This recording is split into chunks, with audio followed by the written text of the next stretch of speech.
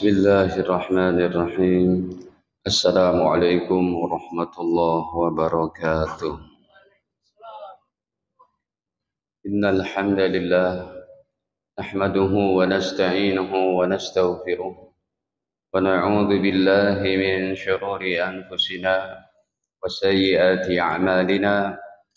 May yahdihillahu fala mudilla lahu wa may yudlil fala hadiya lahu. أشهد أن لا إله إلا الله وحده لا شريك له وأشهد أن نبينا محمدا عبده ورسوله لا نبي بعده اللهم صل وسلم على نبينا محمد وعلى آله وصحبه ومن اتبعهم بإحسان إلى يوم القيامة أما بعد قال الله تعالى في القرآن الكريم يا أيها الذين آمنوا اتقوا الله حق تقاته ولا تموتن إلا وأنتم مسلمون. Alhamdulillah, hadirin kaum muslimin muslimat yang dirahmati Allah Ta'ala, puji syukur kepada Allah Ta'ala saja atas segala limpahan nikmatnya kepada kita, terutama sekali nikmat iman, Islam dan sehat afiat. Tidaklah seseorang dapat mengerjakan satu nilai ibadah yang paling ringan pasti kecuali ia mendapat pertolongan Allah.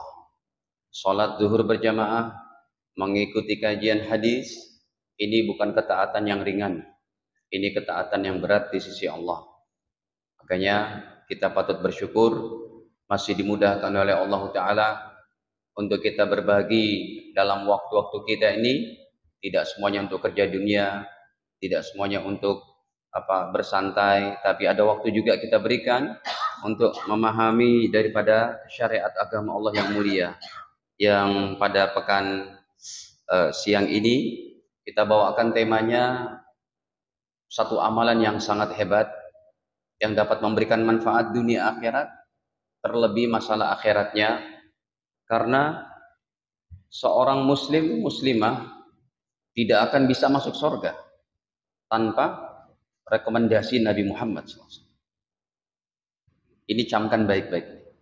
Sekuat apapun amal soleh Anda, dalam hadis-hadis yang sudah Nabi bentangkan tentang kejadian di padang mahsyar, setiap manusia tidak bisa masuk surga kecuali ada tanda tangan Nabi, kecuali ada sangkut paut Nabi Muhammad SAW, kecuali di situ ada syafaat Nabi Muhammad SAW.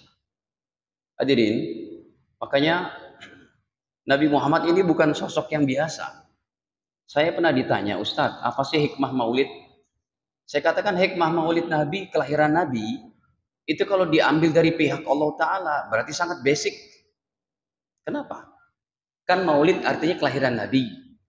Kalau hikmahnya dari Allah ingin menyatakan bahwa dengan kelahiran Nabi Muhammad, cikal bakal tertutupnya pintu-pintu kenabian. Ya kan? Sudah 1400 tahun, mau sampai berapa ribu tahun lagi pun tidak boleh ada seorang nabi selain Nabi Muhammad. Itu hikmah maulid tertinggi yang sangat basic pemahamannya. Contohnya dalam ayatnya Suratul Ahzab pada ayat ke-40. Ini suaranya tidak itu, Pak. Suaranya tidak bising. Emang begini? Biasanya enggak begini ya? Terlalu kencang ehonya atau gimana?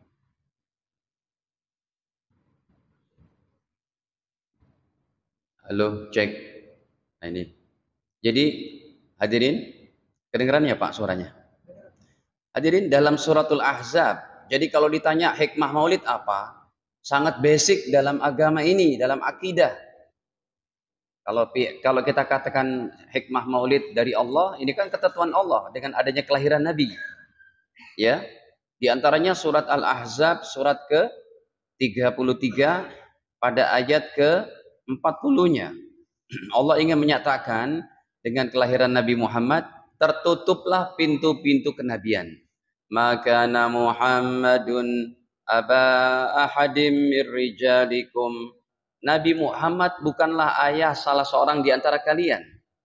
Walakin Rasulullah, akan tetapi beliau adalah Rasul Allah wa khataman nabiyyin, dan penutup para nabi. Wa kana Allahu bikulli syai'in alima, dan Allah taala mengetahui atas segala sesuatu.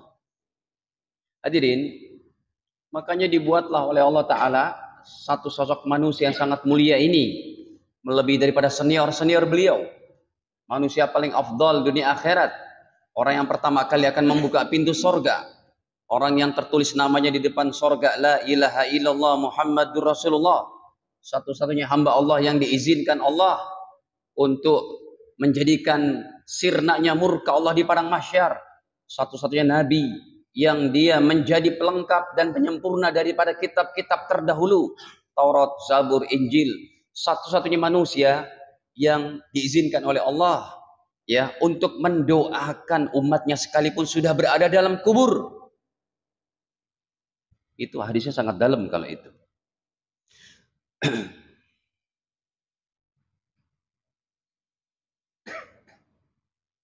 Bentar. Enggak, saya agak sakit.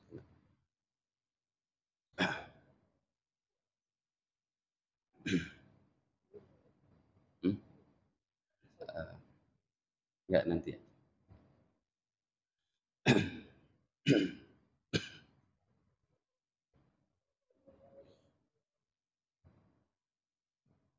Baik. Hadirin, kalau ditanya, Ustadz, sholawat itu artinya apa sih?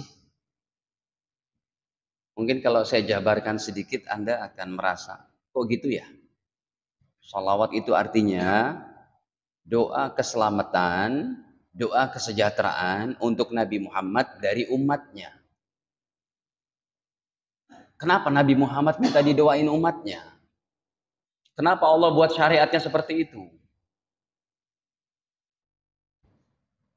Ya, doa kesejahteraan dan keselamatan untuk Nabi dari umat.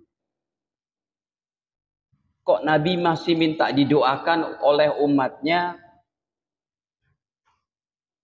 Apakah beliau kurang rahmat, kurang sejahtera dari Allah? Hadirin, jawabannya seperti gelas terisi air penuh.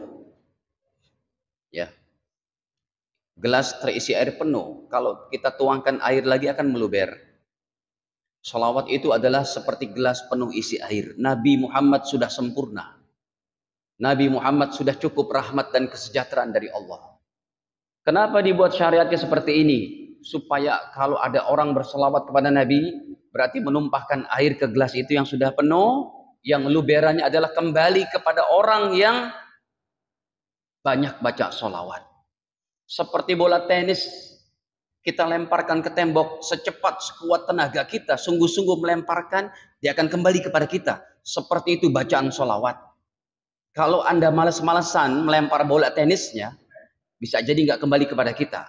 Kalau kita malas-malasan baca sholawatnya, bisa jadi benefit manfaat yang kita dapatkan sangat sedikit. Makanya ada satu anekdot yang agak apa ya, kayak apa sih kita sebut ya, kayak anekdot tapi betul sih. Contohnya gini, Allah perintahkan kita sholat tapi Allah tidak sholat. Allah perintahkan kita puasa, Allah tidak puasa. Allah perintahkan kita sedekah, Allah tidak sedekah. Allah perintahkan kita haji umroh, Allah tidak haji umroh. Tapi ketika Allah perintahkan baca sholawat kepada kita, Allah pun bersolawat.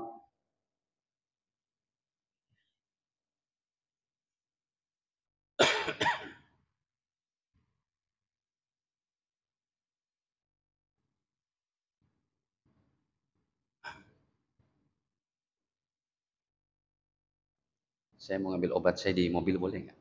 Sebentar. Ada di mobil.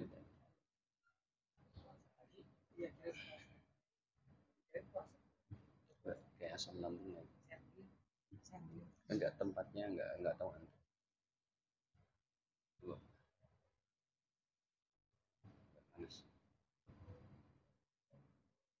Saya sedang tidak puasa karena enggak sehat, kurang sehat. Saya ke mobil dulu ya Pak, sebentar.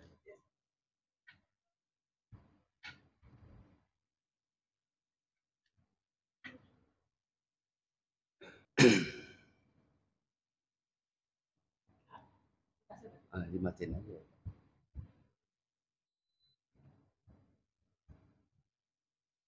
Enggak, yang itu kesanain aja nih.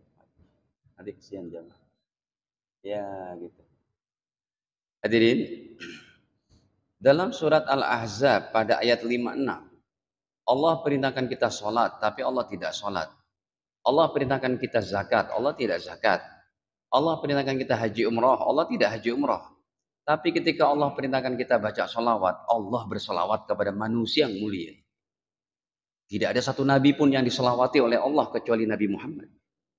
Innallaha, ayatnya Anda sudah hafal semuanya? Innallaha wa malaikatahu yusalluna 'alan nabi. Betul? Sesungguhnya Allah dan para malaikatnya yusalluna bersolawat 'alan nabi kepada Nabi Muhammad. Ya.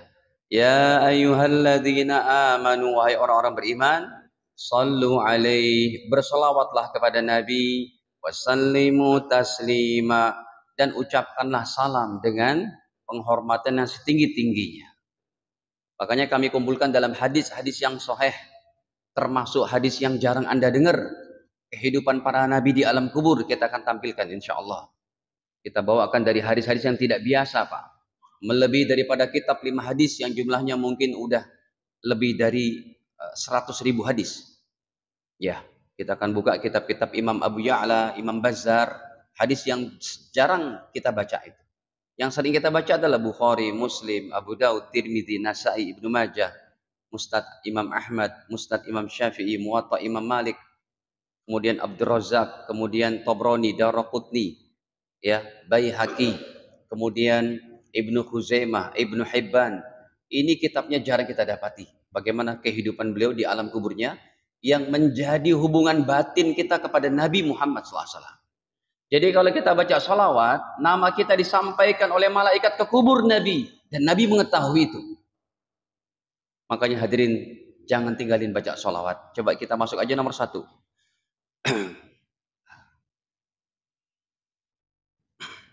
Nomor 1, hadirin, setiap kali kita baca sekali sholawat, maka Allah membalas dengan 10 ampunan, 10 rahmat.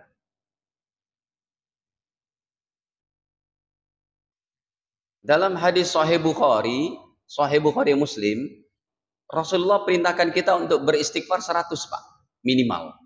Astagfirullahaladzim, astagfirullahaladzim, astagfirullahaladzim, astagfirullahaladzim. Kalau Anda baca salawat, udah include beristighfar, sekali salawat nilainya 10 istighfar. Kalau Anda bersalawat 100, nilainya adalah 1000 istighfar. Ini bukan dari saya. Kita bawakan hadisnya. Riwayat daripada Al-Imam Muslim, baginda Nabi Sallallahu Alaihi Wasallam bersabda. Ini hadis sahih riwayat Imam Muslim, ya. Derajatnya sahih. Baginda bersabda, man shalla alayya salatan, siapa yang baca salawat sekali untukku, sallallahu alaihi biha asyran, maka Allah balas dengan 10 rahmat, 10 ampunan. Anda baca istighfar 100, astagfirullahaladzim, astagfirullahaladzim, astagfirullah. Salawat cuma 10 kali. Ya.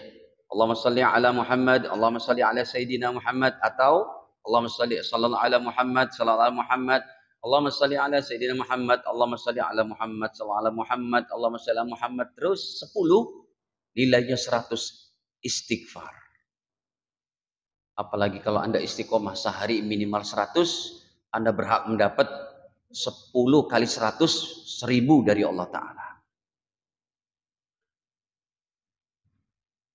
Ya, hadirin, seumpamanya Bapak Ibu sekalian, Anda orang-orang yang sangat sibuk dengan pekerjaan hari-hari Anda, dengan bisnis, karir Anda, hadirin, lalu Anda lalai tidak membaca subhanallah 100, Anda tidak baca alhamdulillah 100, Anda tidak baca la ilaha illallah 100, Anda tidak baca minimal Allahu Akbar, apalagi zikir yang lain, la haula wala quwata illa billah, hasbunallah wa ni'mal makil, ni'mal maula wa ni'mal nasir, ataupun tasbihat yang lain, Anda lalai baca itu, Pak, saya ingetin, jangan tinggalin baca sholawat.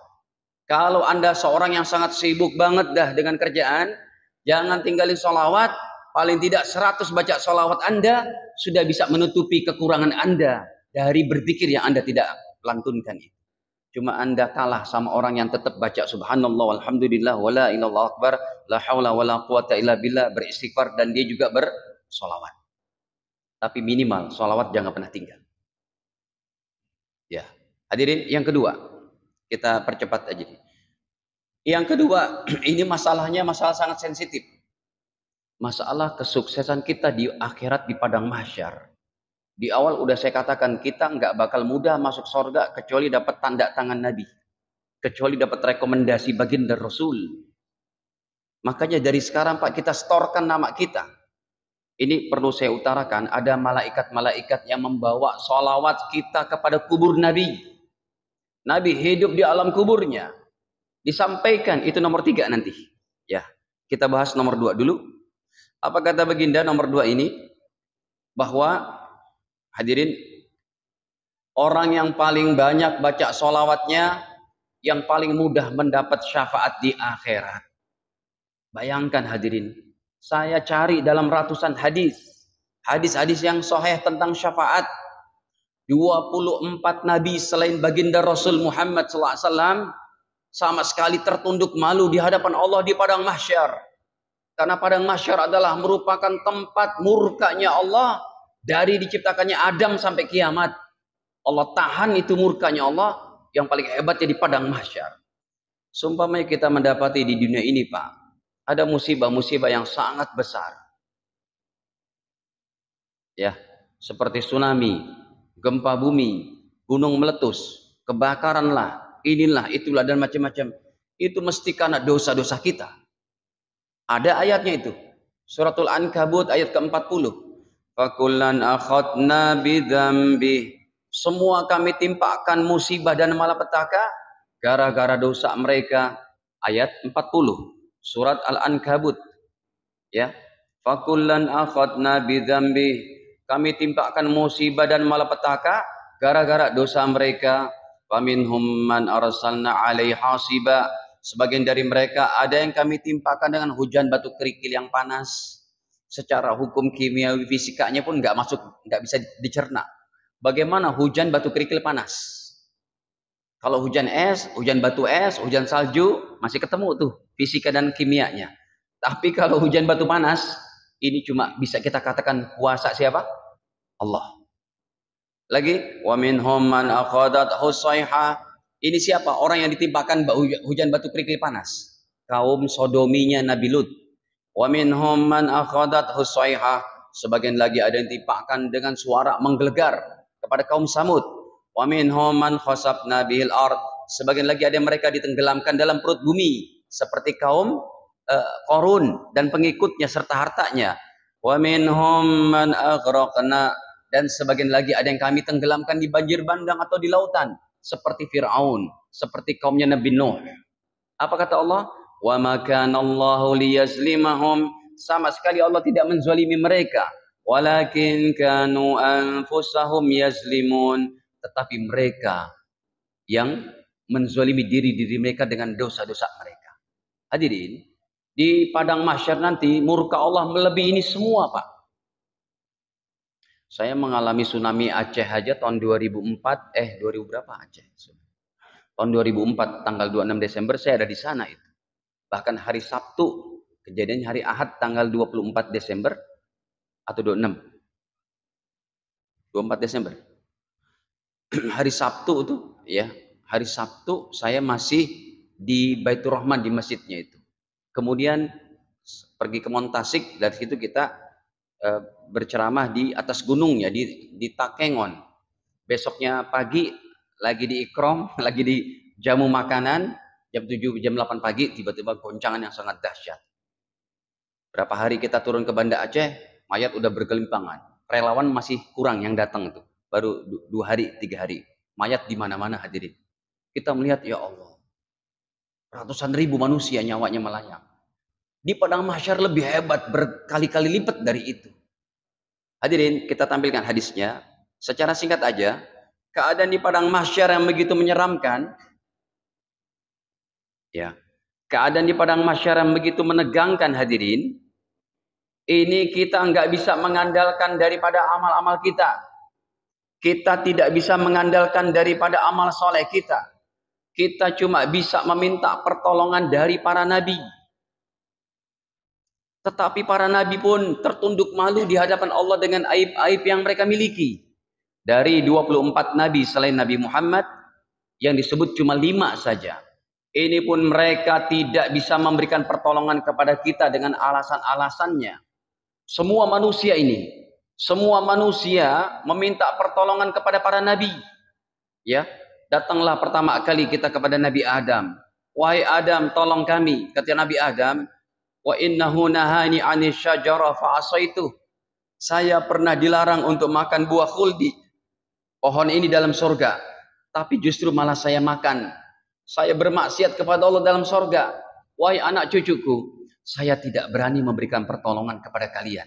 Yang kedua, kita minta tolong sama Nabi Nuh. Ya Nuh, wahai Nabi Nuh, tolong kami. Apa kata Nabi Nuh? Wahai anak cucuku, mohon maaf. Saya pernah berdoa akan kehancuran orang-orang kafir yang mengganggu dakwahku. Ada dalam surat Nuh ayat ke-26. Rabbi la tadar 'alal ardi minal kafirin dayyara. Ya Allah, orang kafir ini sikat habis semuanya. Ini doa dalam surat Nuh ayat 26 menjadi aibnya Nabi Nuh. Beliau tidak bisa memberikan pertolongan. Yang ketiga, kita minta kepada Nabi Ibrahim. Ya Ibrahim, wahai Nabi Ibrahim, tolong kami. Kami tidak mampu berada di padang mahsyar. Kata Nabi Ibrahim, wa inni qad kuntu kadibtu salas kadibat. Beban saya lebih berat. Kenapa? Karena saya pernah bohong 3 kali seumur hidup. Bohongnya Nabi Ibrahim, umurnya hampir 100 tahun. Yang pertama, diajak keluar oleh kaumnya, beliau berkatakan sakit, padahal tidak sakit. Ketika kaumnya berada di luar kampung, beliau hancurkan berhala. Mereka datang, siapa nih yang hancurin wahai Ibrahim? Kata Nabi Ibrahim, itu yang besar. Yang ketiga, istrinya yang sangat cantik Bunda Sarah ditanya sama raja yang zolim, ini siapa? Maka kata Nabi Ibrahim, ini adalah saudariku. Beliau tidak bilang ini istriku. Ini pengakuan Nabi Ibrahim. Wa inni qad kuntu kadibtu salas kadibat. Saya pernah bohong 3 kali. Yang keempat, kita datang ke Nabi Musa. Wahai Nabi Musa, kata Nabi Musa, tangan kanan saya pernah nonjok anak buahnya Fir'aun. Plek sekali tonjok mati, Pak. Dalam surat Al-Qasas ayat 15. Fawakazahu Musa faqadu alaih. Nabi Musa pun tidak berani. Yang terakhir, Nabi Isa, ya Isa, wahai Nabi Isa, tolong kami. Kata Nabi Isa, saya pun demikian tidak berani memberikan pertolongan kepada kalian karena saya disembah menjadi anak Tuhan. Bentar lagi nih 25 Desember nih, kelahiran anak Tuhan. Saya bukan anak Tuhan. Saya hamba Allah dan Rasulnya. Makanya kaum Nasrani ini berlebihan mencintai Nabi siapa? Berlebihan mengkultuskan Nabi Isa. Karena Nabi Isa bisa menghidupkan apa? Orang mati. Dibuatlah dari tanah liat bentuk burung. Bismillah. Terbang. Disangka itu Tuhan, anak Tuhan. Padahal apa? Kalau dalam akidah kita apa? Mukjizat. Seperti Nabi Muhammad bisa mengeluarkan air daripada jari jemarinya. Seperti Nabi Muhammad bisa membelah bulan purnama. Apakah kita mengkultuskan Nabi Muhammad sebagai anak Tuhan? Tidak boleh. Lu tetap Rasul Allah. Ini yang sedang kita bicarakan. Hadirin, kurang apa solehnya Nabi Hud, Nabi Idris, Nabi Harun, Nabi Zakaria, Nabi Yahya, Nabi Zulkifli, enggak disebut. 5 orang ini pun sebagai ulul azmi, semuanya merasa tidak mampu memberikan pertolongan. Siapa yang bisa, Pak? Lihat, yang bisa menolong cuma idhabu ila Muhammad sallallahu alaihi wasallam. Kalian hanya bisa minta pertolongan kepada yang namanya Sayyiduna Muhammad sallallahu alaihi wasallam. Saya tampilkan lagi. Ini hadisnya sangat panjang. Saya tampilkan lagi. Yang diucapkan oleh Nabi Muhammad bukan anak istrinya, bukan anak cucunya. Siapa? Ummati ya Rabbi, ummati ya Rabbi, ummati ya Rabbi. Ya Allah, umatku tolong ya Allah. Kata Allah, wahai Nabi Muhammad, kemurkaanku luntur dengan permohonanmu ini. Aku izinkan engkau memegang kunci syafaat. Ini manusia yang mulia, Pak. Tapi ingat, ketika kita berada di padang mahsyar, justru yang bercahaya pertama kali adalah bukan sholat, bukan puasa, bukan zakat, bukan ini itu. Sholawat dulu. Setelah Bapak Ibu sekalian menjalankan sholat, Anda ini orang-orang yang rajin, tolong Pak, dipoles lagi, jangan tinggalin baca sholawat. Karena demi Allah, ini hadisnya tentang sholawat. Bukan yang dipanggil orang berhaji dulu, orang baca Quran dulu, itu ada setelahnya. Tapi yang pertama kali adalah menjadi cahaya yang menjadi dikenali oleh Nabi Muhammad. Sholawat. Nih lihat hadisnya. Riwayat Imam Tirmidzi nomor 486. Ya. Hadis ini derajatnya hasan. Apa kata baginda Nabi? Kata beliau, aulan nasi bi yaumal qiyamah. Orang yang paling utama dekat dengan aku pada hari kiamat. Orang yang menjadi prioritas kepada aku pada hari kiamat. Orang yang paling utama aku cari di padang mahsyar pada hari kiamat. Yang goncangan begitu hebat. Miliar-miliar manusia semuanya tunduk malu tertandang dengan keadaan bertelanjang di padang mahsyar. Semua yang kita amalkan daripada amal soleh, Pak, jangan tinggalin. Tambah lagi, Pak. Kencengin baca sholawatnya. Maksudnya itu bukan teriak-teriak, maksudnya perbanyak lagi baca sholawat. Aksa, kata Nabi, aulan nasibi yaumal qiyamah. Orang yang menjadi prioritas dengan aku pada hari kiamat, aksaruhum alayya sholatan. Yang paling banyak baca sholawatnya. Pak, saya tuliskan di sini. Sebelum kita meninggal dunia, kalau bisa kita udah istiqomah sehari, paling tidak bisa baca 1000, Pak. Jangan cuma 100. Kalau Anda belum, mohon maaf, kalau Anda belum pernah bersolawat secara istiqomah, sehari 100, lakukan 100 dulu. Ya. Kalau Anda lagi belajar mobil, Pak, jangan langsung pakai Mercy yang E-Class, Pak. Pakai Avanza dulu. Ya. Nanti kalau dijago baru. Hadirin, jangan langsung 1000. Khawatir Anda nggak kuat, 100 dulu istiqomahin. Kalau sebulan 2 bulan udah istiqomah, tambah 200. Tapi harapan saya nih, pribadi saya, hadirin khususnya ada di sini ataupun umat Islam di mana saja, saya berharap kepada mereka, kepada semua umat Islam, paling tidak sebelum meninggal dunia sudah istiqomah baca 1000. Allahumma sholli ala Muhammad. Boleh pakai Sayyidina, menurut sebagian ulama lebih afdal. Allahumma sholli ala Sayyidina Muhammad. Boleh yang paling ringan ini, sallallahu ala Muhammad, sallallahu ala Muhammad, baca 1000. Boleh dicicil dari pagi. Anda naik mobil kah, di kereta, naik motor, berkendara ke sini, ucapkanlah salawat. Allahumma sholli ala Muhammad, Allahumma sholli ala Sayyidina Muhammad. Baik, karena ini sangat penting sekali kesejahteraan kita di padang mahsyar. Yang ketiga, hadirin, nomor 3-nya adalah setiap bacaan salawat kita disampaikan ke kubur Nabi. Kenapa? Karena Nabi hidup di alam kuburnya. Ini yang tadi saya katakan hadisnya tidak biasa. Saya buka dulu. Apa kata Rasul, Pak? Coba kita lihat nih. Ya. Ini kehidupan para nabi nih. Ini yang saya katakan tadi hadis yang susah dicari itu. Riwayat Imam Abu Ya'la, Imam Baihaqi. Kata Rasul, al-anbiya ahya fi kuburihim yusallun. Para nabi hidup di alam kuburnya menjalankan sholat. Tapi bukan sholat wajib. Bukan sholat 5 waktu. Sholat mereka adalah sholat untuk bernikmat-nikmat di alam kubur. Sampai sambil menunggu datangnya apa? Kiamat.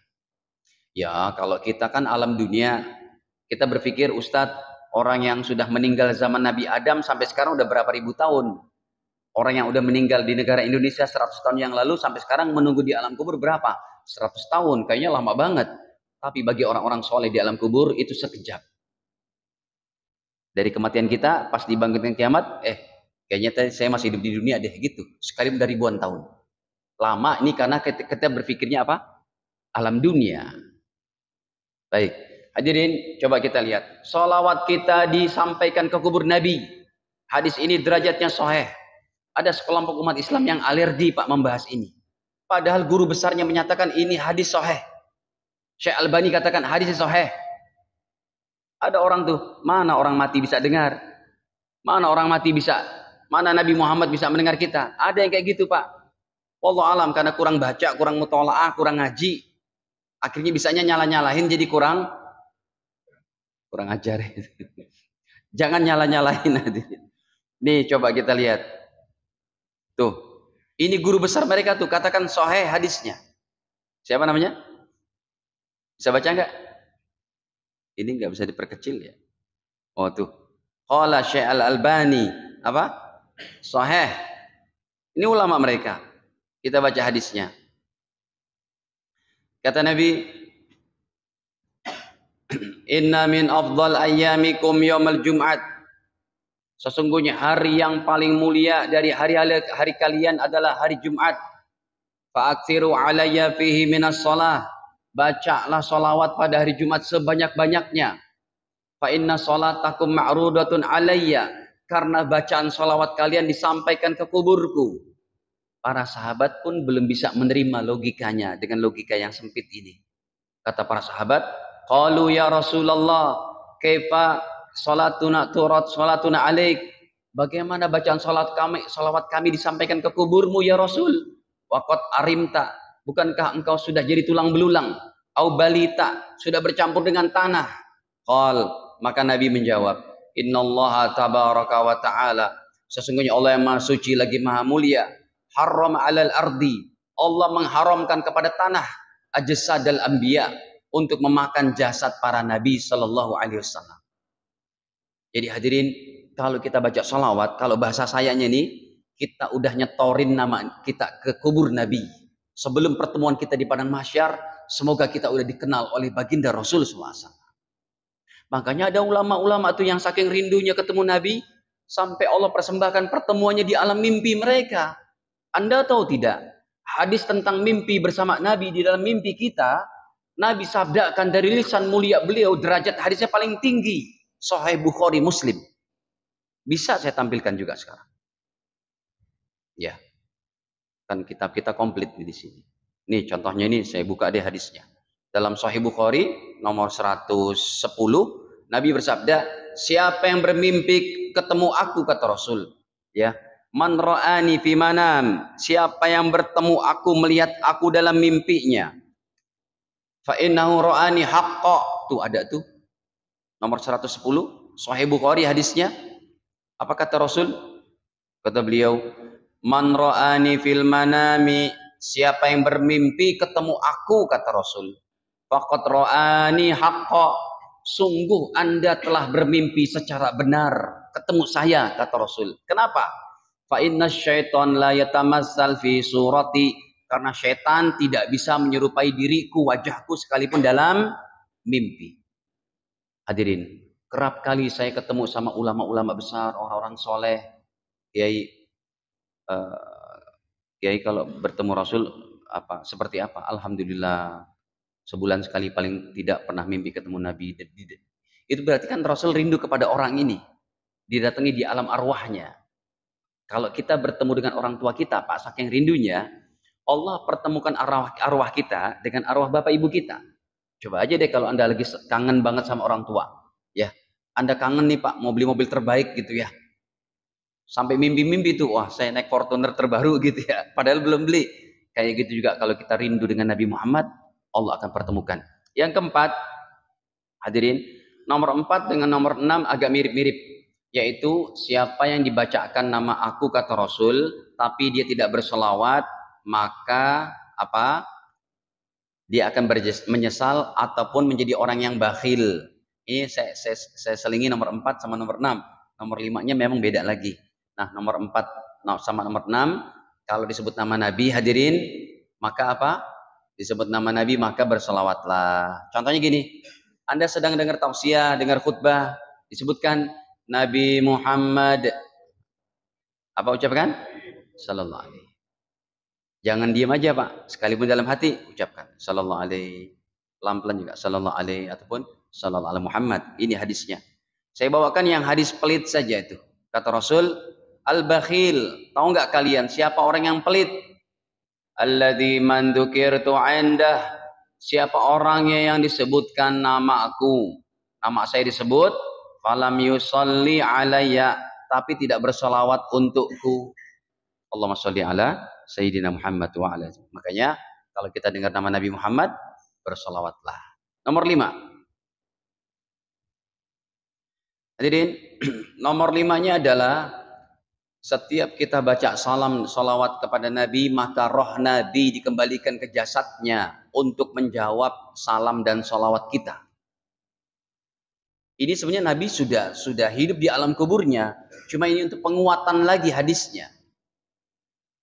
Pak, khusus yang ini kita ngucapin salam di dekat kubur Nabi di Raudhah. Makanya kalau Anda umroh, ucapkanlah salam kepada Nabi sebanyak-banyaknya. Kata para ulama, tidak menutup kemungkinan kalau amalan Anda bagus, hati Anda bersih, dosa Anda sedikit, Anda ngucapin salam di kubur Nabi berkali-kali, bisa jadi Anda langsung mendengar jawaban salam dari Nabi Muhammad. Jangan Nabi Muhammad, apa adab kita datang ke kuburan? Apa adab pertama kali kita datang ke pemakaman? Ucapin salam. Assalamualaikum ya ahlal kubur. Kata Rasul, mereka menjawab salam kalian, tapi kalian tidak bisa mendengar. Lagian kalau kita dengar juga kabur ya Pak. Ya kan, serem juga. Apalagi malam-malam. Assalamualaikum, waalaikumsalam gitu ya. Nah hadirin, ini kita lihat. Jadi Rasulullah dikembalikan tuh. Hadirin, kalau Anda ada rezeki berangkat umroh, salamlah kepada Nabi sebanyak-banyaknya. Assalamualaikum ya Rasulullah. Dibolak-balik aja. Assalamualaikum ya Nabi Allah. Assalamualaikum ya Rasulullah. Begitu terus. Karena beliau menjawab salam kita. Nabi bersabda, "Ma min ahadin yusallimu alayya." Tidaklah salah seorang umatku yang dia mengucapkan salam kepada aku, illa raddallahu alayya ruhi. Kecuali Allah Ta'ala kembalikan rohku. Untuk apa? Hatta arudda alaihi salam, supaya saya menjawab salam kalian. Yang ketujuh, tadi 6 udah, yang bakhil, pelit ya. Hadirin, yang ketujuh adalah adab dalam sholat dan dalam berdoa adalah membaca sholawat. Tadi sholat duhur kita, sholat sunnah kita, kalau nggak baca sholawat apa sah? Makanya rukun daripada sholat yang nomor 12, ngucapin sholawat, baca sholawat, sholawat Ibrahimiyah. Allahumma sholli ala Muhammad wa ala Muhammad kama shollit ala Ibrahim sampai fil alamina innaka hamidum majid. Ya, itu kalau Anda baca dari asyhadu alla ilaha illallah wa asyhadu anna Muhammadar Rasulullah, assalamualaikum, batal sholatnya. Ya, kemudian juga dalam berdoa. Kalau berdoa itu jangan langsung to the point, Pak. Habis sholat atau waktu tahajud, ya, atau ketika sholat duha, Anda berdoa langsung angkat tangan. Ya Allah, jangan. Kata Rasul, orang seperti ini tergesa-gesa. Bacalah apa dulu? Memuji kepada Allah, baru baca sholawat, baru sampaikan hajat-hajat. Ini hadisnya. Kata Nabi bahwa ajilah hada, orang ini tergesa-gesa, kata Nabi. Kenapa? Karena Rasul melihat ada seseorang berdoa tanpa membaca pujian kepada Allah dan sholawat kepada baginda Nabi. Kata Rasul, ajilah hada. Ya. Kemudian dipanggil. Baginda bersabda, idza shalla ahadukum, kalau kalian berdoa, falyabda bitahmidillah wa sana alaih. Pujilah Allah dulu, summa liyusalli 'alan nabi. Kemudian bersolawatlah kepada aku, kepada Nabi Muhammad SAW. Jadi kalau lagi berdoa, ya paling tidak alhamdulillahirabbil alamin, ya hayyu ya qayyum, ya mughis ya fattah ya wahhab ya razzaq, ya zul jalali wal ikram, baru Allahumma sholli ala Muhammad, baru berdoa. Atau alhamdulillahirabbil alamin hamdan na'imin hamdasy syakirin hamdan yuafi ni'amahu wa yukafi mazidah sampai akhir, bersalawat, baru sampaikan hajat-hajat kita. Begitu adabnya. Yang kedelapan, ada 2 lagi Pak, sebentar. Yang kedelapan adalah bacaan sholawat ummi pada hari Jumat dapat menghapus dosa 80 tahun. Ini jangan pernah tinggal Pak setiap hari Jumat. Saya menyampaikan ini dengan 4 referensi ulama hebat. Pertama, Imam Daraqutni riwayatnya. Saya dapati dalam kitabnya Imam Ghazali Ihya Ulumuddin. Yang ketiga, yang mengtakhrid hadisnya adalah Imam Al-Iraqi, Yang keempat, hadisnya dinyatakan sahih oleh Imam Ibnu Nu'man. Rata-rata ini ulama yang hafal 100 ribuan hadis. Nih, ya. Maaf, belum saya buka kah? Nih, ini kitabnya. Kita lihat dulu derajat hadisnya. Qala Ibnu Nu'man, berkata Imam Ibnu Nu'man, hadisun hasan. Hadis ini derajatnya hasan. Mana bacaannya? Gampang aja kok, pendek saja. Allahumma salli ala Muhammadin abdika wa nabiyyika wa rasulika nabiyil ummi. Tuh, sampai situ aja. Allahumma salli ala Muhammadin abdika wa nabiyyika wa rasulika nabiyil ummi. Dibaca 80 kali habis asar pada hari Jumat. Ya, yang terakhir, nah hadirin, yang terakhir kata Nabi bahwa ya, salawat dibaca sebanyak-banyaknya untuk menunaikan hajat-hajat kita, hajat dunia, hajat akhirat. Mohon maaf, tahadus bin ni'mah, tahadus bin ni'mah nih Pak, ya. Ketika saya mengamalkan salawat, mudah aja urusannya. Tahun 2010 sampai 2017 santri kita masih ngontrak. Saya belum mampu untuk beli tanah. Kita amalkan tuh bertahun-tahun. Tapi jangan instan ya. Anda mau punya hajat ini baru 2 bulan udah, mana Ustadz? Amalkan dulu ya. Tahun 2018 baru deh Allah kasih rezeki ada 300 juta kita beli tanah 300 meter. Sampai sekarang kita bisa beli hampir 3.000 meter. Mungkin hampir 3 miliaran. Allah mudahkan saja. Baru bulan kemarin nih ya Allah, santri putra, santri putri nggak ada masjid ya Allah, mudahkan ya Allah. Kita buat amalan lagi, ya baca sholawat. Allah kasih cash Pak, 2,5 miliar bisa kita buat musola putra, musola putri. Ya, tapi bukan musola yang hancur itu ya Pak. Itu mengerikan tuh. Kalau kita pakai arsitek, ya kita pakai arsitek, ada gambarnya. Karena kalau kita kan mau buat apanya, namanya apa sih? IMB sekarang apa namanya? PGB, surat izin membangun. Itu kan harus ada gambar apa? Arsiteknya dulu, gambar ininya, pola ini. Kita ada arsiteknya. Dimudahkan semuanya.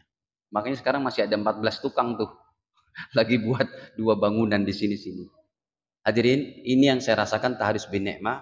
Anda punya hajat apa? Perbanyak sholawat. Bukan dari saya Pak. Rasul yang bersabda. Singkat aja hadisnya. Apa kata Rasul? Dalam hadis riwayat Imam Tirmidzi, ini ceritanya ya, sahabat yang bernama Ubay bin Ka'ab. Ya Rasul, saya memperbanyak baca salawat kepada engkau. Seharinya lisan saya basah untuk bersalawat aja. Itu bagaimana ya Rasul?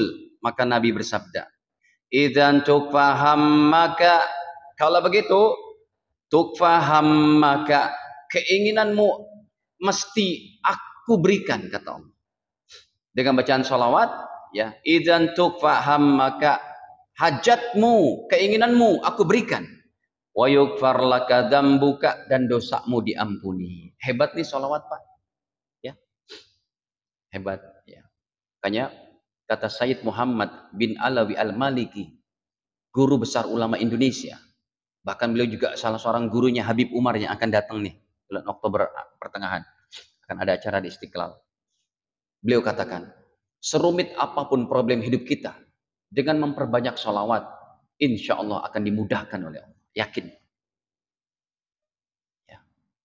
Saya kalau ngajar di kantor-kantor pejabat Pak, yang instansi pemerintah, saya kasih amalannya para pejabat baca sholawat. Karena dengan baca sholawat, orang akan menjadi jujur, baik, nggak bakal korupsi lagi. Nggak bakal begini lagi. Para preman ke para ini kasih amalannya sholawat. Amalan paling manjur ini Pak.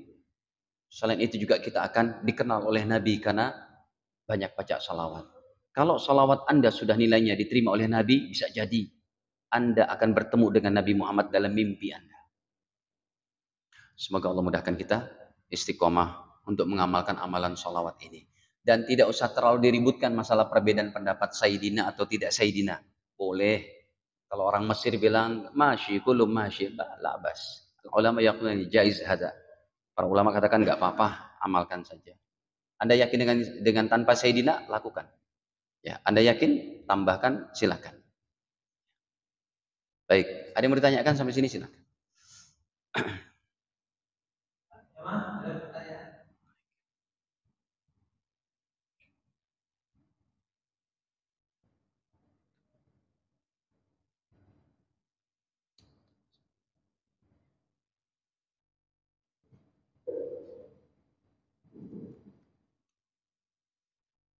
Assalamualaikum.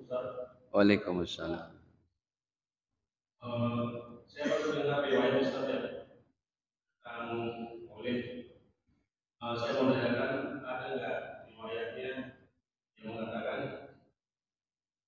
ada malaikat yang bisa menghitung berapa saja. Jadi ketika Rasul bertanya apa tugas malaikat, kata malaikat tersebut saya bisa menghitung rintik-rintik hujan yang ada di permukaan bumi ini. Terus malaikat ditanya kepada Rasulullah SAW bisa menghitung butir-butiran pasir yang ada di lautan dan di daratan. Terus apa lagi? Terus malaikat tersebut bisa menghitung rumput dan daun-daunan yang ada di lautan dan di daratan. Nah, ketika itu malaikat diam. Terus kata Rasulullah, kapan untuk dia wahai malaikat? Aku tidak bisa menghitung pahala ketika umatmu yang sedang duduk membaca di hari kelahiranmu. Nah itu mulai begitu Rasul cerita ini. Jadi saya sering dengar itu cerita ketika kiai menceritakan itu di bulan-bulan Maulid itu ada riwayat Ustaz. Ya. Hadirin, ini juga menjadi satu pengingat ya. Banyak ulama-ulama kita juga berkata, kalau Anda memperingati Maulid Nabi, berceramah, kasihlah ceramah dengan dalil-dalil yang terbaik, terutama bagaimana cinta kita kepada Nabi, apa itu sunnah Nabi yang tertinggi, tahajudnya, berzikirnya, itu dibawakan. Nah, untuk yang hadis Anda bacakan tadi, itu saya bertanya kepada para guru, kita baca ribuan kitab, saya belum mendapatkan yang demikian. Malaikat tidak bisa ngitung pahala orang yang duduk dalam peringatan Maulid. Kalau bisa itu tidak usah disampaikan. Tetapi sampaikanlah tentang hikmah Maulid, bagaimana makin kita cinta kepada Nabi. Jalankan sholat berjamaah, ngaji ilmu yang baik, baca Quran sehari 1 juz, begitu. Itu dalilnya sahih semua. Ya, Allahu alam bishawab. Yang saya pelajari gitu. Kami belum mendapati tentang hadis itu dan kami tanya para ulama juga tidak ada yang menjawab. Kalau ada atau hadis palsu. Ada lagi?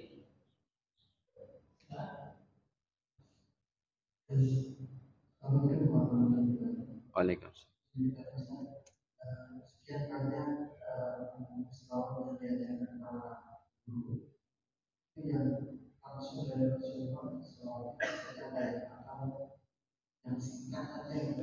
Salawat yang paling afdal salawat Ibrahimiyah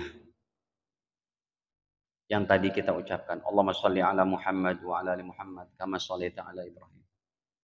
Tapi untuk yang zikir sampai 1000 tadi cukup sampai Allahumma sholli ala Muhammad, Allahumma sholli ala Sayyidina Muhammad, ataupun Allahumma sholli ala Sayyidina Muhammad wa ala Sayyidina Muhammad, ataupun Allahumma sholli ala Muhammad wa ala Muhammad.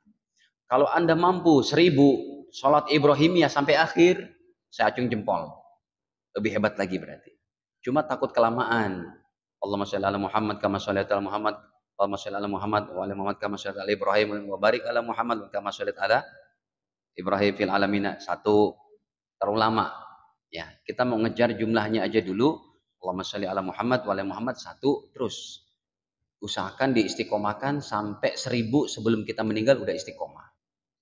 Tapi kalau Anda bertanya tentang afdolnya sholawat, namanya sholawat Ibrahimiyah. Ada lagi? Cukup kalau tidak ada?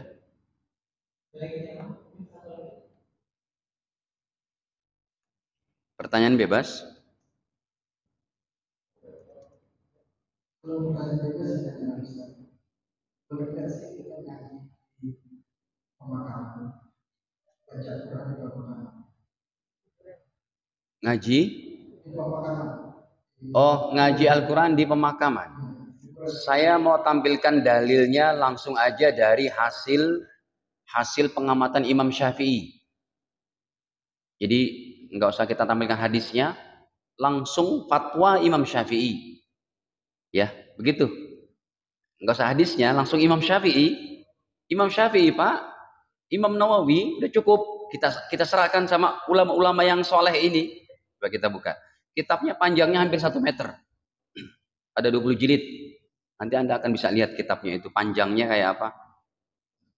Kitab aslinya ada di rumah saya. Fatwa Imam Syafi'i tentang baca Quran di kuburan itu bagus. Apalagi sampai khatam 30 juz. Gimana ya khatam 30 juz? Sampai malam di kuburan berarti. Haula wala quwata. Nih, sebentar.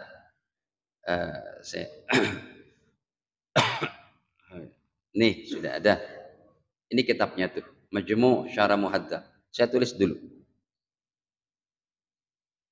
Nih. Tuh ya. Kalau Anda mau lihat kitab aslinya sampai berapa jilid tuh. Ini nama kitabnya adalah Majmu' Syarah Muhadzab. Ya, ini jilid ke-1. Dia sampai nanti terakhir jilid 20. Baik, kita inikan saja. Apanya? Kok hilang?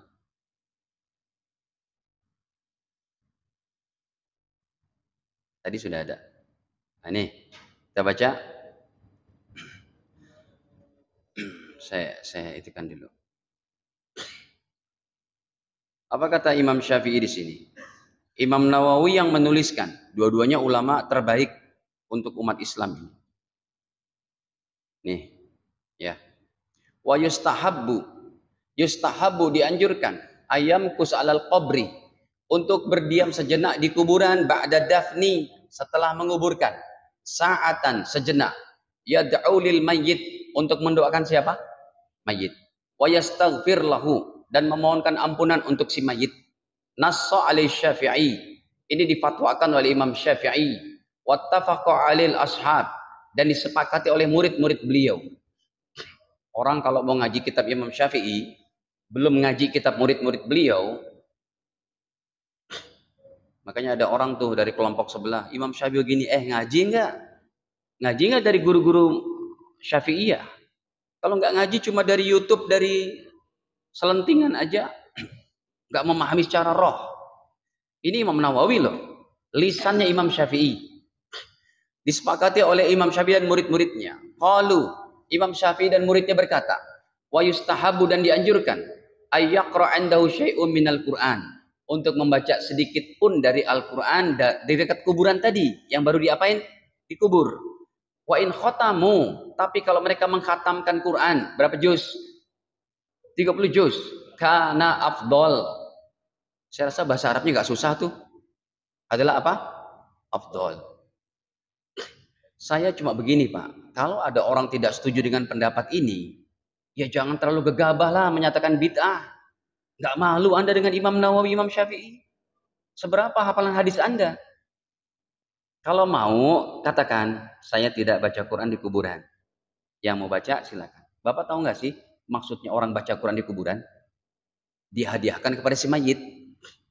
Ulama Salafi Wahabi yang menjadi ideologi mereka menyatakan bacaan Quran di kuburan dihadiahkan, menghadiahkan baca Quran bukan di kuburan, di rumah aja sampai. Ini kitabnya lebih panjang, Pak. Yang ini 20 jilid, yang barusan saya ucapkan 35 jilid. Mau dibuka sekarang? Nggak lama sih, cepet. Kalau mau dibuka, saya buka. Ini ideologinya orang-orang Salafi Wahabi. Mohon maaf nih, teman-teman kita Salafi Wahabi, saya tidak merasa lebih alim, lebih pintar dari mereka. Tapi mereka terlalu berani. Bid'ah ini, nggak usah gitu. Saya tidak maulidan, saya tidak baca Quran di kuburan. Anda silakan, masih ada dalil. Berarti kan mereka ini aja nggak dibaca. Kalau udah baca, Anda masih mau nyatakan bid'ah, berarti Anda sombong banget sama Imam Syafi'i gitu. Kan bahaya itu, Pak. Saya nggak ngajarkan gitu. Ini nih Anda yang mendengarkan fatwa ini Pak, langsung dari kitab aslinya. Setelah Anda dengar kajian ini, Anda tetap tidak ngikutin saya, enggak apa-apa. Asal jaga kebaikan hati kita, jangan merasa paling pinter. Pak, Anda bertanya gini kan, karena di luar sana, saya dapati di YouTube-nya bisa kita buka, baca Quran di kuburan bid'ah, gitu kan? Ini jawabannya. Saya buka guru besar mereka, namanya Imam Ibnu Taimiyah. Baik, nggak apa-apa nih, masih lama sih, nggak lama kok, 1 menit lah, kasih 1 menit. 1 menit nih saya tampilkan kitabnya. Nih lihat tuh, sudah ada tuh, Kutub Ibnu Taimiyah. Lihat hadirin. Yang saya kasih warna biru tuh, kitab Imam Ibnu Taimiyah. Ini orang nomor satunya ulama-ulama Salafi Wahabi. Beliau pun berdewasa dalam masalah ini, Pak. Sayang nggak dipakai. Saya kesian melihat umat Islam ribut aja di YouTube. Akhirnya ada ustadz-ustadz soleh kita, ustadz-ustadz yang baik, kiai-kiai seperti Ustadz Abdul Somad, wajahnya dicoret. Ustadz Adi Hidayat, wajah dicoret. Nggak usah gitulah. Nggak baik. Ini coba denger nih, kalau ada teman-teman yang ngikutin kajian Salafi, Anda juga jangan terima mentah-mentah kayak gitu. Silakan, Anda jalankan. Tapi tetap adem terhadap perbedaan pendapat. Nggak usah melontarkan bid'ah. Anda cuma paham cuma 1 hadis bid'ah. Ini Imam Syafi'i hafal 200.000 hadis, Pak. Oke, ini Imam Ibnu Taimiyah. Kalau ini lebih klop nih, karena bukan ulama dari kelompok kita nih. Ya, baik. Kitabnya namanya Majmu' Fatawa tuh, yang saya klik tuh. Tinggal tulis aja bahasa Arabnya. Maksudnya tuh rumusnya yang udah kami hafal, yang udah kami baca ribuan kitab beliau ini gitu loh. Bukan mana bisa saya nulis secepat itu. Ini kan kita nulis rumus keluar nanti. Kalau Anda nggak inget apa-apa ya nggak bisa lah nulis apa, gitu ya. Sebab saya menulis kayak gini, kata ada orang di belakang sana dulu bilang, itu bisanya Ustadz Faisal tuh dia nulis sendiri. Bagaimana nulis secepat itu? Coba ini lihat. Ya, paling saya nulis cuma berapa huruf, keywordnya aja. Tuh, mana mungkin saya nulis secepat itu? Paham nggak sih Pak? Paham kan? Ini bukan tulisan saya. Saya cuma nulis apa? Rumus yang udah kita hafal, yang kita baca bahasa Arabnya gitu. Nih coba kita buka ya. Wasu'ila, saya besarkan dulu. Wasu'ila, dan beliau ditanya an qiraati ahlil mayit, bacaan Quran, keluarga mayit, ahli mayit, handai tolan, teman-temannya, tasil ilaih, sampai kepada mayit, wa tasbih, bacaan tasbihnya, wa tahmid, bacaan alhamdulillah, wa tahlil, tahlilannya, wa takbir, bacaan Allah Akbar, ida ahdahu, apabila dihadiahkan, ilal mayit, kepada mayit, yasilu ilai sawabuha amla, apakah sampai pahalanya kepada mayit, amla, apa arti la, atau tidak. Harus ini ada tanda tanya nih, cuma di situ nggak ada tanda tanya. Fa ajaba, tuh lihat, beliau menjawab, yasilu ilal mayit, sampai kepada mayit, qiraatu ahli, bacaan Quran ahli mayit. Klop. Nah itu yang ngebida-bidain siapa? Sekalipun saya baca dalam kitab yang lain juga ada ulama-ulama yang berkata enggak sampai, it's okay, no problem, tapi jangan mudah melontarkan kata-kata bid'ah. Itu sangat menyakitkan di telinga ulama, karena bid'ah adalah masuk neraka, seakan-akan Anda ini udah tahu nama Anda di surga gitu loh. Ulama besar masalahnya Anda vonis gitu. Tapi katakanlah, saya tetap ikut ulama yang tidak sampai, Anda silakan mau memakan, itu hebat. Kalau Anda punya hati kayak begitu, Anda tetap akan rohaninya dibina oleh Allah menjadi rohani yang tidak sombong. Karena sombong dalam masalah agama apa nggak boleh. Itu ya Pak, cukup. Ya, saya nggak main hadisnya deh, langsung kepada ulama-ulama terpercaya aja, lebih aman gitu ya. Mereka sudah berfatwa. Hadanallahu wa ajma'in. Ini saja dapat saya sampaikan.